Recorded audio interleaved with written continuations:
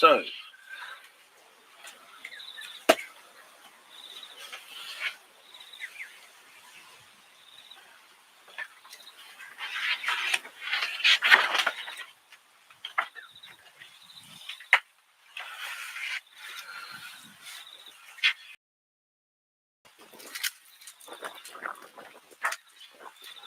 Nighstalk, the story of a Kruger pride by Bruce Elkin.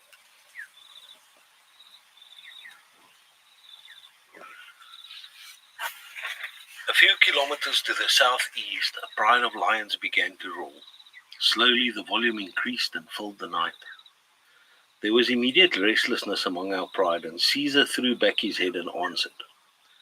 Brutus joined in, and so did the females and their offspring.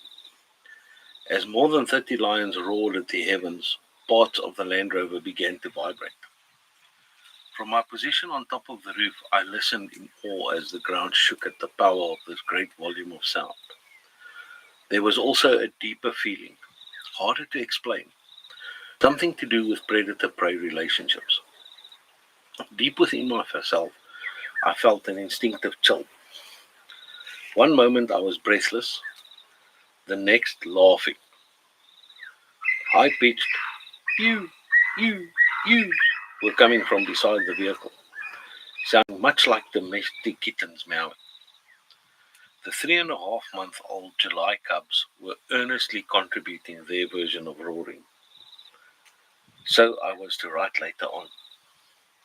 Little did I imagine when arriving at the Kruger Park to begin work on a major photographic project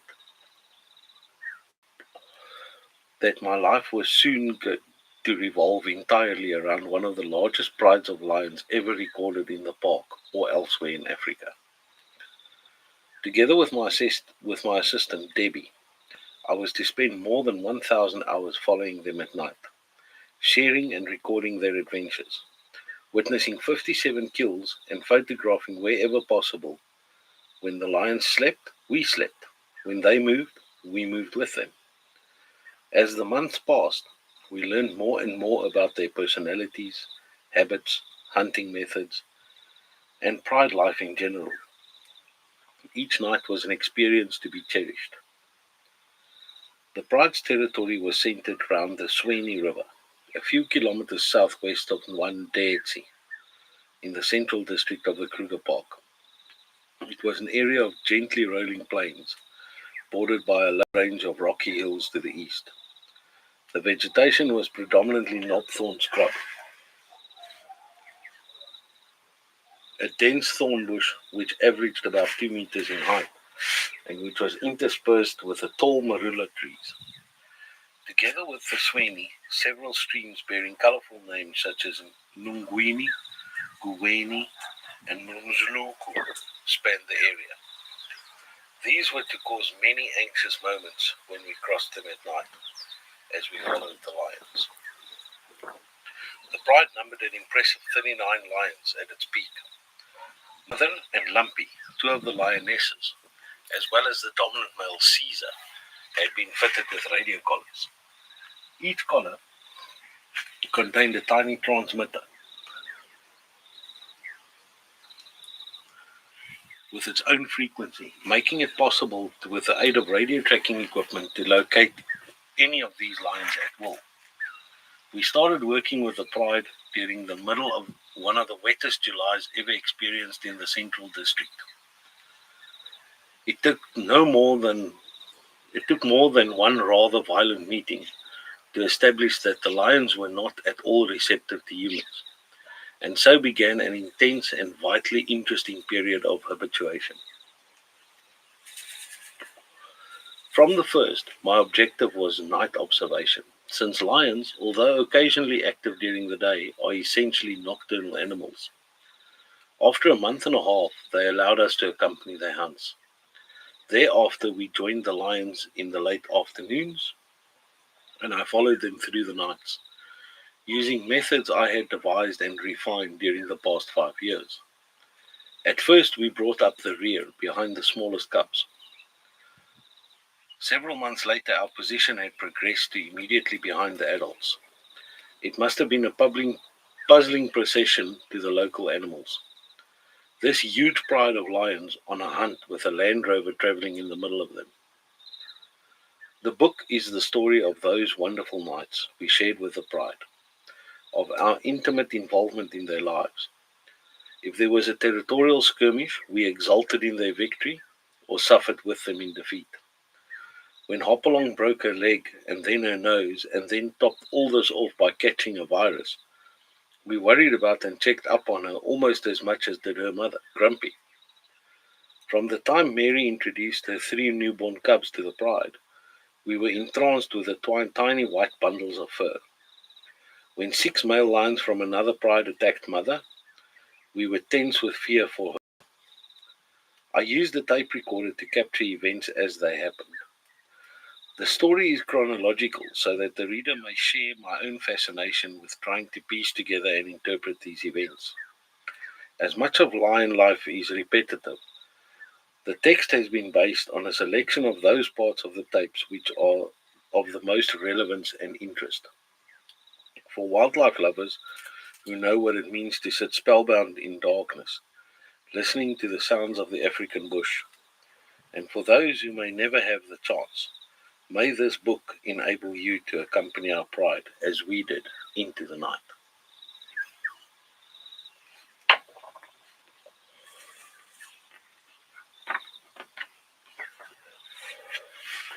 Chapter 1. Our first month with the pride. Certain of the lions were prominent right from the very start. These were the characters of the pride. Whitey and Shoulderblades were 2 such lionesses, and they introduced themselves to us dramatically. Using the radio tracking equipment, I had homed in and had stopped about 30 meters from the pride. This was our first contact, and an incautious move could spoil our chances of acceptance. Although late in the afternoon, it was relatively warm, one of the few clear days since our arrival. The inside of the Land Rover was uncomfortably muggy because of the engine heat generated by the strenuous off-road driving, and some fresh air seemed a good idea. I stood up on the driver's seat and put my head through the roof hatch. The next moment, in a totally unexpected display of speed and aggression, 2 lionesses charged the Land Rover. Although shocked by the ferocity and suddenness of it all, I remained standing, assuming that the attack would not amount to anything. My assumption was wrong. The lionesses stopped no more than a meter from the vehicle and started to snarl so threateningly that I found myself sitting down again. Placated but still growling, they then made off to some nearby bushes from where they warily kept me under observation. It was to take several weeks of habituation before Whitey and Shoulderblades would let me raise my head above the hatch. Whitey, the self-appointed protector of the pride, was utterly fearless. Small in stature for an adult lioness, she had a coat lighter than that of any of the others. Such was her courage that she quickly found a special place in our hearts. Time after time we feared for her safety, and I cannot remember any period when she did not bear open wounds received while protecting her beloved pride. Shoulderblades, the oldest lioness in the pride, was easily distinguishable by abnormally protruding scapulars. Judging by her physical characteristics, it seemed probable that she was Whitey's mother, a bad-tempered old lady given to growling at the least provocation. She was, nevertheless, much loved by all. The following morning the lions were lying in open country about 2 kilometers west of the Trichard Road and quite close to the Sweeney River. Although I approached very slowly, the adults started showing signs of uneasiness when I was still a good distance off. Habituation was going to be a lengthy process. During the remainder of July, rain often interrupted our work, and much of the veld turned into an almost impassable quagmire. It was mud, mud, and more mud as we travelled to the pride each day, and then approached them as closely as they would allow. Progress was slow, but they were becoming used to us. Whenever we homed in on them, our first task was to take a head count. This was extremely difficult because of the surroundings the lions liked best, with thick bush and reed beds. Irritated, we called them the thick bush and river pride. There were so many of them that they were never in a single group but were always scattered about. Just as we had finished a count, another head would pop up, and not knowing whether this was the result of a movement, we had to start the count again. Frequently, after being with the pride for half an hour or more, we would notice several additional lions. In fact, unless the pride was in open country, an accurate head count was all but impossible. During this period, we spent quite a good deal of time on the identification and sexing of individuals, another task made difficult by the size of the pride.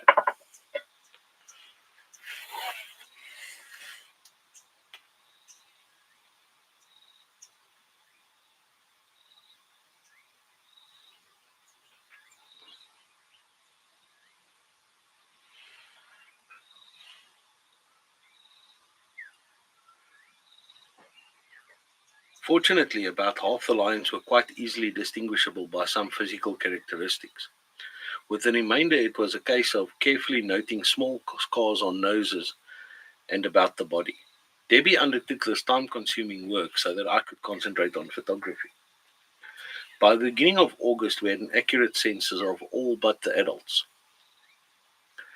These were moving about a great deal. Sometimes there would be as few as 5 lionesses present, and the next day double this number. Mother and Lumpy were easily distinguishable because their collars, which had been fitted by a Kruger scientist as part of a research project. Both were magnificent animals and both featured prominently in everyday pride life. Lumpy was the chief huntress and initiated most stalks. She also devoted considerable time to teaching the sub-adults to hunt. We named her Lumpy because of a large swelling on her left front leg. The well-being of the pride was Mother's main concern. She did the rounds regularly, affectionately head-rubbing in a typical lion fashion, checking that all was well. Clearly adored by the cubs and sub-adults, she often romped playfully with them. She was slow to accept our intrusion. Long after Whitey and Shoulder Blades had decided that we were harmless, Mother still kept an eye on us. If we did something she disapproved of, she would growl admonishingly. We soon came under her authority, as did the rest of the pride. There were two groups of cubs and sub-adults. The larger consisted of 13 cubs and sub-adults between the ages of approximately 6 months and 2.5 years. Although this was not strictly correct, we called them sub-adults, and for simplicity's sake, they will be referred to as such in the rest of the story. The largest and most boisterous were Samantha and her great friend Jane. These two, together with Nosy and Sweetie Pie, soon adopted the Land Rover as their plaything, this being a boldness that gave them an elevated status among their peers. Although Samantha was already as big as the smaller of the adults, her disproportionately large footpads indicated that she was far from fully grown. She was extremely inquisitive and would often sit so close to my open window that I could have reached out and touched her. When we had visitors, they would, much to our amusement, hurriedly close their windows as she came to inspect them. Jane's favorite trick was to lie in the grass and spring out as we drove past. She loved this game, and when we were travelling with the pride, would do this continually.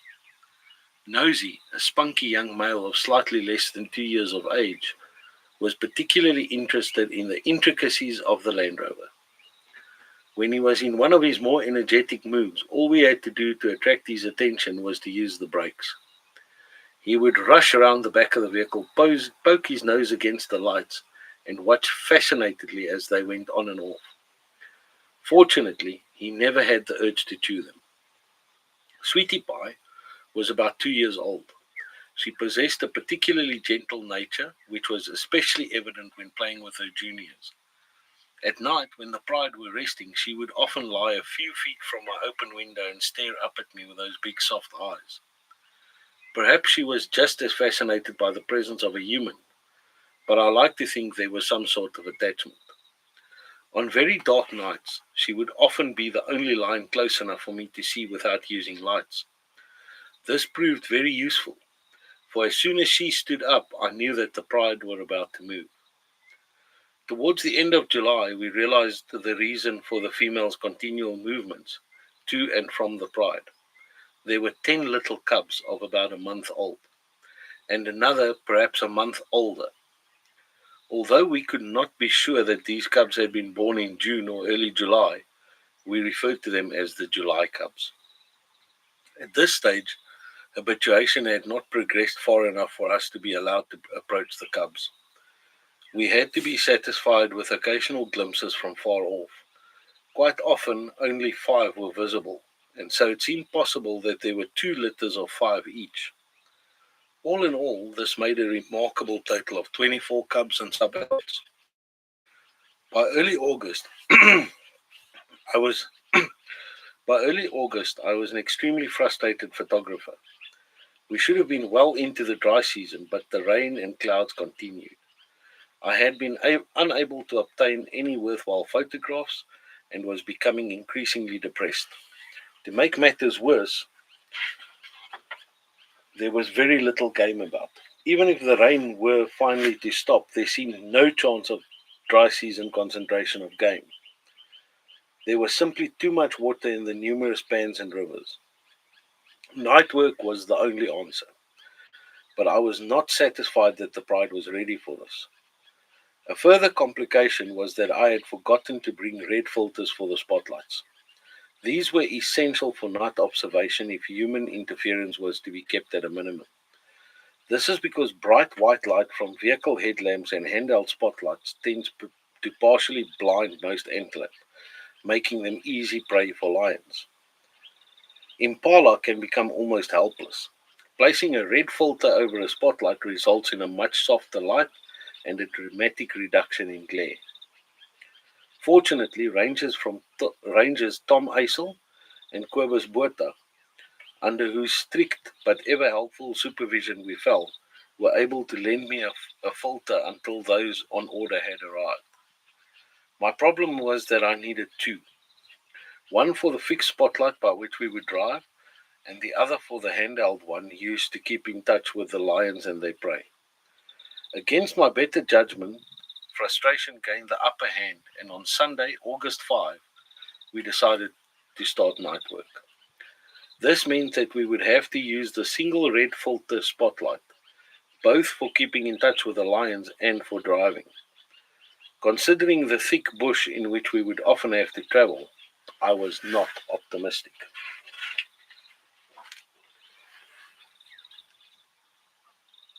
Hi, Chai Dog.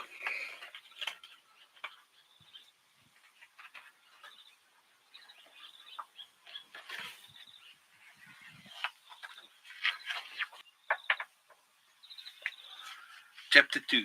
The beginning of night work. After anxiously waiting for the Sunday to pass, we homed in on the pride just before sunset. They were lying hidden in some reeds on the Swaney riverbed, not far from where we had last seen the July cubs, and several kilometers east of the Guweni firebreak.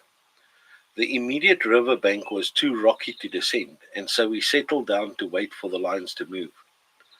Once it was dark, we left the antenna on the Land Rover's roof and turned the receiver very low so that we could just hear Mother's frequency, a sort of peep peep, much like the call of a fruit bat. As soon as the signal faded, we would know that the pride had begun to move. As we sat there, my mind turned to the other prides I had known. Since lions are mainly nocturnal hunters, virtually all of them were more confident once it had become dark, and were far more approachable. What different what difference would darkness make to this pride? It was to be several hours before we found out.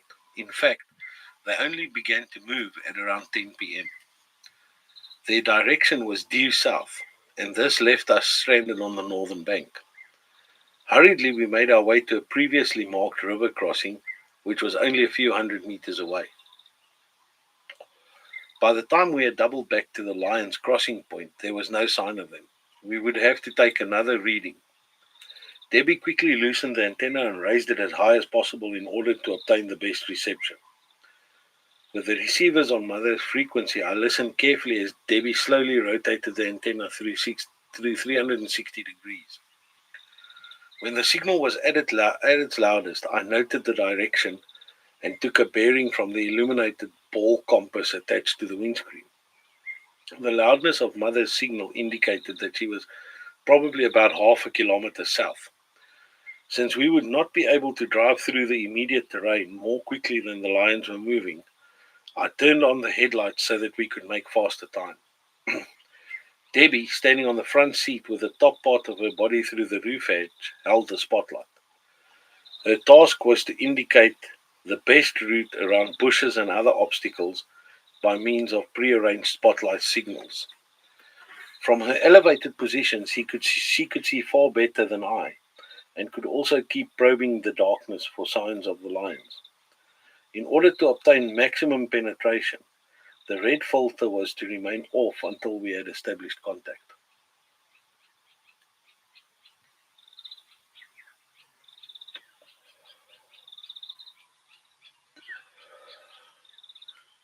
Setting the trip meter back to 0 so that we could record the distance travelled and then calculate our position from the compass bearings taken, we set off to close the gap. I was decidedly nervous as this was my first night of driving in this terrain.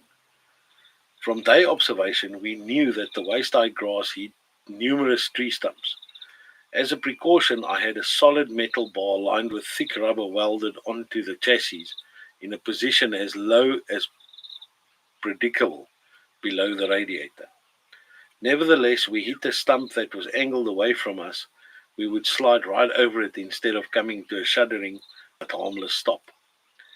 At the best, we could then expect a bent track rod and on-the-spot repair of half an hour. When we had proceeded for some distance, I turned on the receiver, listening to it by means of headphones.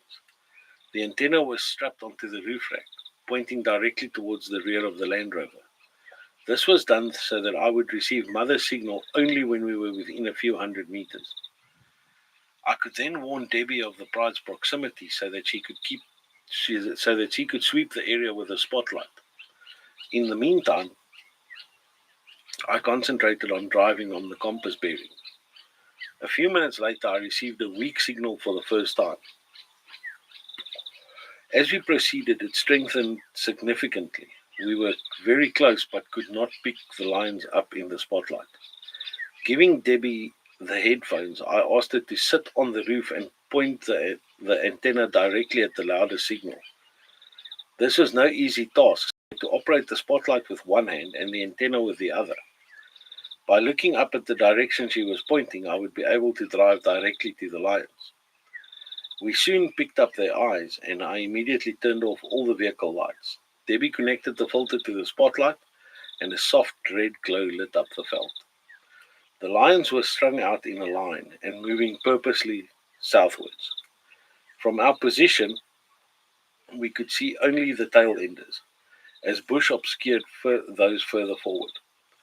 Some of them cast an occasional glance back at us, but most paid no attention to our presence. They were still some 50 meters off. We would have to move considerably closer to maintain contact in the thick bush. The question is, would they let us?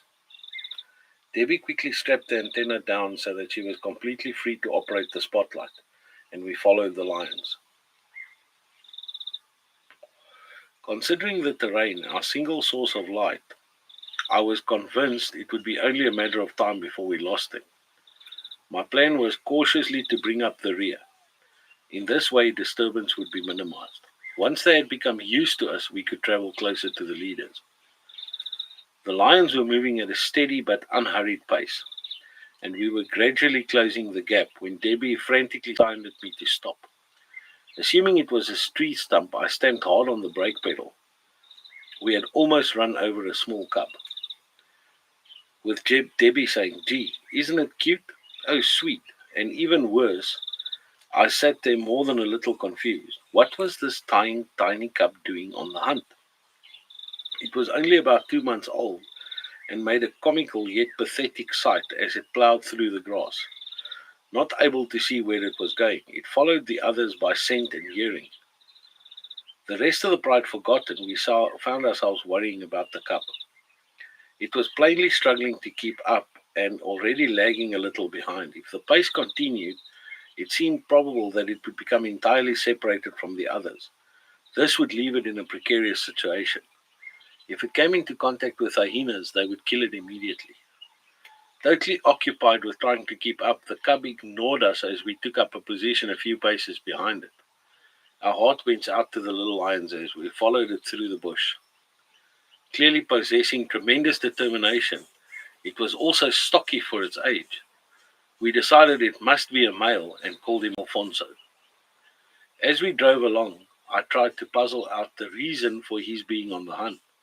Lionesses usually have litters of 3 or more, sometimes 2, but rarely 1. Alfonso, therefore, was probably the sole survivor of a litter. Perhaps he was the slightly larger cub we had seen with the 10 July cubs. About a month older, he would not necessarily feel any special attachment to them. This is because for the first few months of their lives, cubs are usually kept apart from the pride. If this was so, Alfonso would have lived most of his 2 months without contact with the July cubs. On the other hand, the next youngest cub was at least 6 months old, an even greater gap. It seemed that Alfonso had no immediate contemporaries, and in this respect, no ties. If this was so, the decision to join the hunt could quite easily have been his own.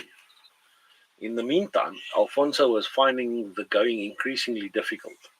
The gap between him and the others were widening, and eventually we lost all contact with him. Although we were becoming concerned, he seemed to know exactly what he was doing and showed no signs of alarm. The little fellow was not always easy to see as he plodded along with the grass closing over him. We found it best to keep about 5 meters behind him. As he paid no attention to the vehicle, we had to be very careful not to